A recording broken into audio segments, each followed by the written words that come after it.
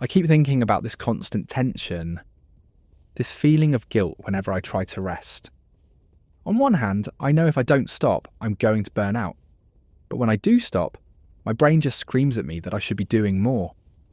Where does that even come from? This belief that if I just work harder, I'll get more. More money, more respect, whatever. It's a program we all got somewhere along the way. But when I really look at it, it's just not true, is it? I know there are people who made a couple of key decisions and they're set for life, and others who grind themselves to dust just to stay afloat. So it can't just be about raw effort. It's more about the approach. I remember hearing about this top jazz musician. He said the secret wasn't just the hours he put in, it was that he learned to fall in love with practicing. It wasn't a punishment. For him it felt good, like brushing your teeth. That shift in attitude changes everything. And besides, there's an obvious upper limit. A basketball player can't work out 24 hours a day. He'd literally die. He'd fall apart. So there's a sweet spot. An optimal amount of work before you start getting worse results, not better.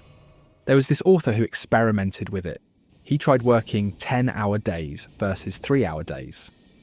And he found that shorter, focused work with scheduled breaks produced more good pages. He'd even stop when he was in flow, which sounds insane, but it worked for him. He was finding his optimal dose of effort.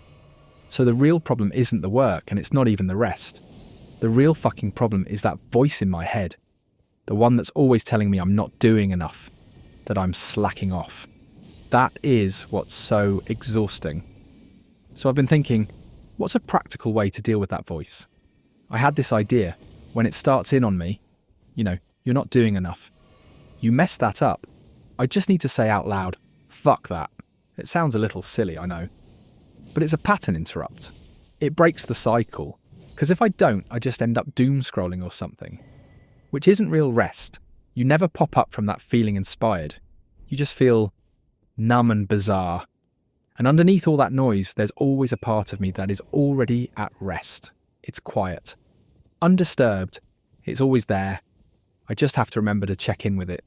To notice it.